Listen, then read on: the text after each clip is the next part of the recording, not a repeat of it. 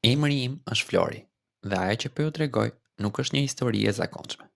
Është një e vërtet që më ndryshoi jetën dhe më bëri të shoh ndryshe gjithçka që kisha ditur deri atëherë për familjen, për gjakun, për dashurinë dhe për sekretet që ndonjëherë prindrit mbajnë për arsye që ne nuk i kuptojmë dot kur jemi fëmijë. Unë u rrita në një fshat të vogël në veri të Shqipërisë. Ishte një vend ku të gjithë njiheshin me njëri tjetrin, ku lajmet qarkullonin shpejt dhe ku fjalët e njerëzve kishin peshë më shumë se sa ndonjë ligj. Familja ime ishte e zakonshme në dukje. Kisha prindrit e mi, një motër më të vogël dhe shpesh në obor vinte kushëriri im, Erioni. Ai ishte djali i xhaxhait tim, vëllai të babait. Banonte shumë afër nesh, vetëm 3 shtëpi më tutje. Ndaj kalonim gjithë ditën bashk. Unë dhe Erioni ishim si dy shok të pandashëm. Çdo mëngjes, pasi përfundonim detyrat e shtëpisë, dilnim me biçikleta, loznim futboll në fushën me balt, ose shkonim për të mbledhur manafera në kodrat përreth. Në shtëpi më thoshin shpesh: "Flor, mos rri gjithkohën me Erionin, se ke dhe miq të tjerë." Por unë nuk i dëgjoja. Për mua, ai nuk ishte thjesht kushëri, ai ishte si vëlla. Flinim shpesh bashk në ndonjë darkë vere, ku dritat shuheshin vonë, rrëfenim ëndrat tona dhe qeshnim deri natën vonë. Megjithatë, që në fëmijëri unë ndjeja diçka të çuditshme. Kishte raste kur të rriturit, sidomos gratë e lagjes, na shikonin ndryshe. Dëgjoja ndonjë përshpëritje kur kalonin bashk. "Shiko këta të dy, sikur janë më shumë se kushëri." Nuk e kuptoja çfarë nuk kuptonin. Mendova se ishte thjesht për shkak se gjithmonë ishim ngjitur me njëri tjetrin. Vitet kaluan dhe unë u bëra adoleshent. Shkolla e mesme më hapi horizonte të reja, por lidhja me Erionin nuk u dobësua. Në fakt, u forcua edhe më shumë. Ai ishte njeriu i vetëm me të cilin mund të ndaja çdo gjë: dashuritë e para, problemet e shkollës, ëndrat për të ardhmen. Kishim një lidhje që nuk më ta shpjegoja me fjalë. Një natë, ndërsa ishim ulur buz lumit dhe shikonim yjet, Erioni më tha: "Flor, unë ndjej sikur jemi më shumë se kushërinj. Është një lidhje që nuk e shpjegoj dot." Unë qesha dhe i thash: "E po, ndoshta kështu e ka gjaku ynë, jemi të afërt." Por, brenda vetes time, ndjeja një lloj dridhje, sikur fjalët e tij kishin një kuptim më të thellë. Ndërkohë, marrëdhënia mes prindërve të mi dhe xhaxhait, babait të Erionit, nuk ishte gjithmonë e qetë. Shpesh kishte tensione, sidomos për çështje toke ose punësh të përbashkëta. Por, ajo që më çuditste ishte se pavarësisht grindjeve, babai im gjithmonë sillej me një respekt të çuditshëm ndaj Erionit.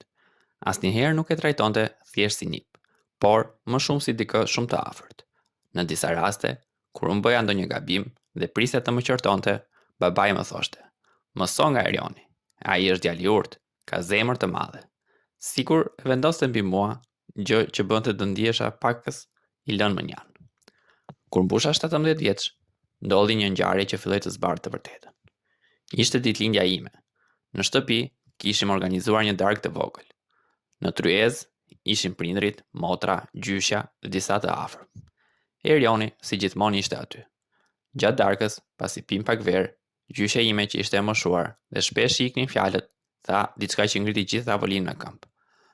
Nuk e mbaj mend fiks si e shprehu, por e nënkuptoj që Erioni ishte im vëlla. Nuk është se e mora shumë seriozisht në atë moment, pasi gjyshja kishte një moshë të madhe. Atë natë nuk është se fjeta. Fillova të kujtoj gjithçka që më dukej e dyshimt. Fjalët e nënës me gjyshen, mënyra se si më shikonin gratë e fshatit, respekti i tepruar i babait për Erionin dhe fjalia e gjyshes. Një ndjenjë e fortë më përfshiu. Ndoshta nuk ishte ai që mendoja, por nuk e kisha ende guximin ta ballafaqoja. Në vitin e fundit të gjimnazit, ndërsa po përgatitesha për maturën, tensionet në familje u shtuan. Prindrit e mi grindeshin shpesh dhe unë gjithnjë e më shumë dija veten të tërhequr drejt Erionit. Një ditë, teksa qëndronim në verandën e shtëpisë së tij, ai më pa drejt në sy dhe më tha: "Flor, unë kam dëgjuar gjëra që nuk më lënë të qetë. Disa thonë se ne nuk jemi vetëm kushëri." U befasova. Zemra më rau fort. "Çfarë ke dëgjuar?" i thash. Ai ngriti supet. "Nuk e di saktësisht, por disa thonë që ka një sekret mes familjeve tona, që ka të bëjë me ne." Këto fjalë më çmendën. Ditët që pasuan ishin të mbushura me dyshime. Fillova të kërkoj në shtëpi, nëpër dollap, dokumente të vjetra. Një natë, gjeta një kuti të fshehur në komodinën e gjyshes. Brenda kishte disa fotografi të vjetra, disa letra dhe një certifikat lindje, që nuk e kishte emrin e prindërve që unë njeh. Aty shkruaj që Erioni në fakt ishte vëllai im. Më driteshin duart. Ajo certifikat më tregonte se e vërteta që kisha frikë ta besoja ishte para syve të mi. Unë dhe Erioni nuk ishim thjesht kushërin. Në atë moment, ndjeva sikur toka u hap në këmbët e mia. Çfarë tjetër nuk kisha ditur? Përse kishin zgjedhur të na rrisnin në këtë mënyrë? Dhe si do t'ja thoja Erionit? E mbaj mend mirë atë periudhë. Pas asaj nate, kur nëna ime më hodhi në copë të vërtete që më la pa gjumë, ditët e mia nuk qenë më të njëjta. Çdo gjë që shija, çdo kujtim që rrotullohej në mendjen time, më duke sikur kishte një dritë tjetër. Fillova të analizoj çdo moment me kushëririn tim, me vëllain tim, siç më tha nëna. Dhe gjithçka mori kuptim tjetër. Ai nuk ishte më thjesht kushëriri me të cilin ndaja lërat e fëmirisë, rrëfimet e fsheta, shëtitit e pafundme në përlagje. Ai ishte gjaku im si vëlla, gjysma ime që ma kishte mbajtur fshehur për vite të tëra. Dhe kjo më gëzonte e më dhinte njëkohësisht. Kisha momente kur e shikoja në sy dhe më vinte ta përqafoja me gjithë shpirt. Ti thoja, ti je vëllai im, po vëllai im i vërtet. Ne kemi kaluar jetën duke menduar se jemi kushërin, por ja ku jemi gjaku njëri tjetrit. Por gjithmonë e përmbaja veten. Nuk kisha guxim. Frika më mbyste. Po sikur ai mos se dinte, po sikur ai të më shikonte si të çmendur, po sikur familja të hapej dhe të kthehej në armiqësi, duke bërë situatën edhe më të dëmshme. Gjithçka e mbajta brenda vetes.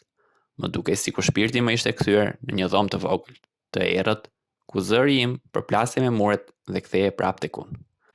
Një ditë, teksa po pinin kafe në një lokal të vogël pranë qendrës së qytetit, ndodhi diçka që më tronditi. Kushëriri im, vëllai im, nisi të më tregonte një kujtim nga fëmiria. Ishim rreth 8 vjeç të ai, dhe unë e kisha mbrojtur nga disa djem më të mëdhenj që e tanin. E kujtova edhe unë dhe pusqesha, por pastaj e i tha. E di që ndonjëherë kam pasur ndjesinë sikur ti më kuptoje më shumë se kushdo tjetër. Madje, ndonjëherë mendoj se lidhja jon nuk është thjesht kushërinç, por diçka më e fortë. Më ngrin gjaku, mu ndrollën duart. Kisha përshtypjen se ai po më fliste të njëjtën gjë që digjej në mendjen time. Po, të mos e mbaja veten, do ta thosha aty për aty. Por thjesht qesha nervozisht dhe i thash. Po, ashtu është, lidhja jonë është e veçantë. Dhe e mbylla aty, edhe pse zemra më rrite si e çmendur. Ditët kalonin dhe unë përpiqesha të sillesha normalisht, por brenda vetes ndihesha sikur po vdisja pak nga pak. Sa herë shija, aq më vështirë bëhej. Gjithçka që kisha ditur për familjen time, për jetën time, ishte rrëzuar si një kështjellë rëre që e përplas dallga.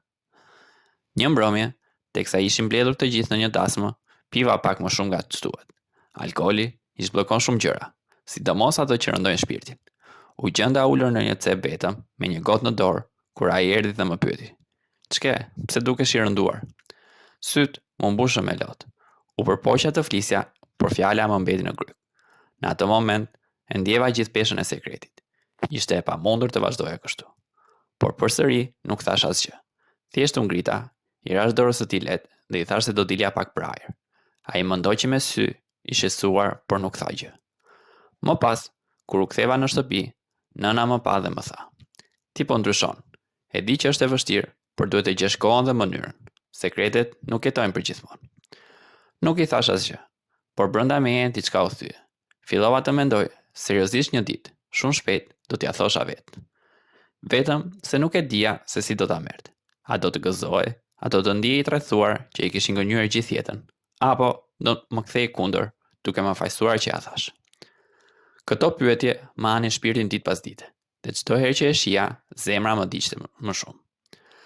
Koha po më rëndonte gjithnjë më shumë mbi shpinë. Çdo ditë që kalonte, më duke sikur po humbisja një pjesë të vetes, duke jetuar me një të vërtet të padeklaruar. Tani që e dija se kushëriri im ishte vëllai im i gjakut, çdo takim me të ishte si një plagë që hape e mbyllej përsëri. Dhe plagët e tilla nuk shërohen, por vetë se thellohen. Një ditë vendosa ta ndiqja nënën. Nuk më mbante më. Shkova te ajo dhe i thash: Më ke lënë një barë të rëndë. Nëse nuk i tregon ti, do t'ja them unë. Nuk mundem më. Nëna uli kokën. Syt ju mbushën me lotë. U duk si një grua e thyrë, e lodhur nga jeta dhe nga mëkatet e fsheta. Birë, nuk është aq e thjeshtë sa mendon. Më tha me një zë që i dridhi.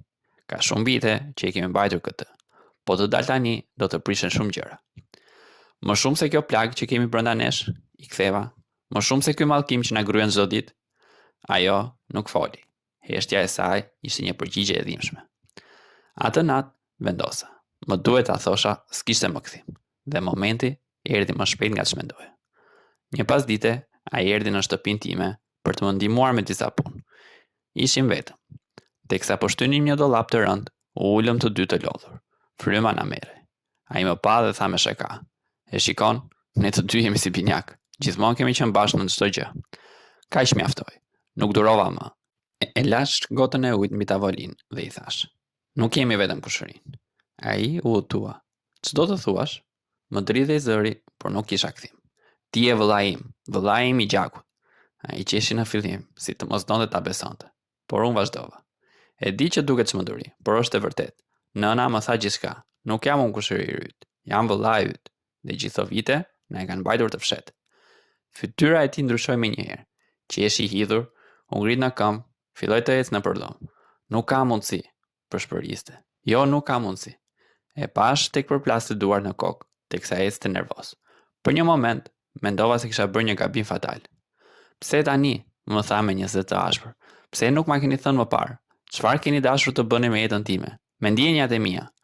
Mu thye zemra. U përpoqja ta qetësoja. Por zemrimi I tij ishte si një lum që kishte pritur për vite me radhë të shpërthente. "Do ta kërkoj llogarinë nënës," tha, duke shtrënguar grushtat. "Nuk ka të drejtë. Nuk ka të drejtë të më marrë fëmijërinë, identitetin, të vërtetën time."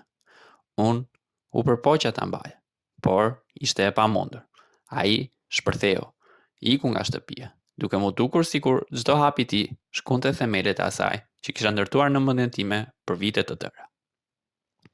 Ditët që pasuan qenë ferr. Nuk më përgjigj as telefonatave, as mesazheve. Fshati nisi të zjente nga thashëthemet, se ai ishte parë duke u grindër ashpër me nënën e tij. Nëna ime qante netve. Thoshte se nuk kishte dashur të na bënte keq, por koha e kishte shtyrë gjithçka. E kuptova që nuk isha me vetëm unë I thyer. Tani ishim të gjithë. Por ajo që më shqetësonte më shumë ishte se vëllai im I gjakut, dikur kushëri im, nuk donte të më shite.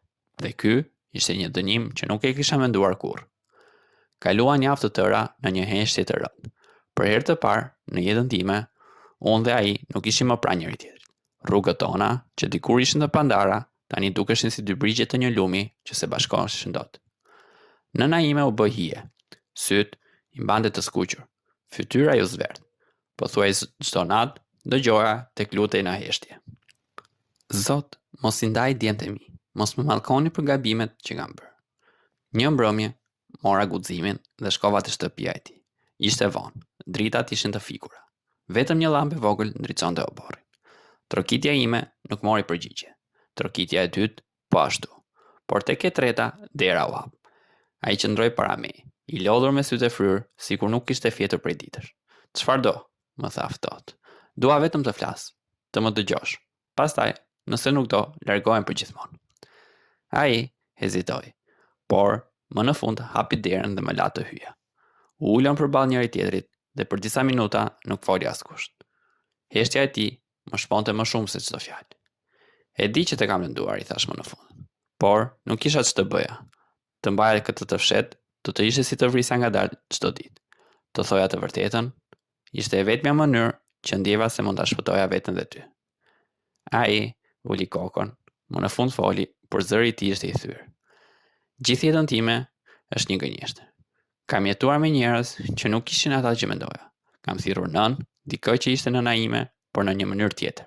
Kam quajtur kushëri vëllain tim, dhe ti e dije para meje. Lotët më dolën vetvetia. Nuk është faji im," I thash.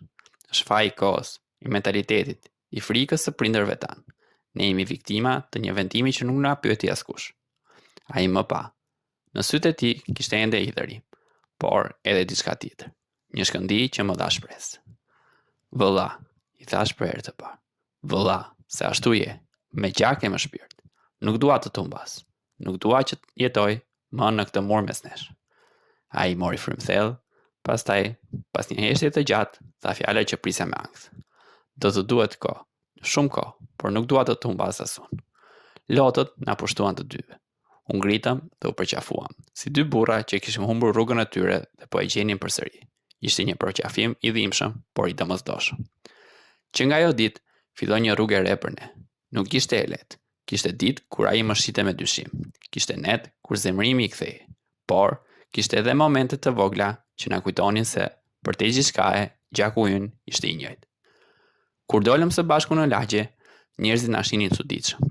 Thashë themet shpërndan zjarr. Por për herë të parë nuk na interesonte. Për mua rëndësi kishte vetëm ai, vëlla im. Nëna u qetësua vetëm atëre kur pa që ne, edhe pse të lënduar, nuk e kishim braktisur njëri tjetrin.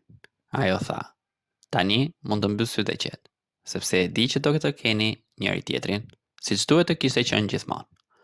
Dhe ashtu, mes dhimbjes, zhgënjimit e plagëve, mësova një të vërtetë të madhe. Gjaku nuk shuhet kurrë, pavarësisht nga sa shumë njerëz mundohen ta fshehin. Dhe unë pas gjithë atyre viteve fitova jo një kushëri, por një vëlla.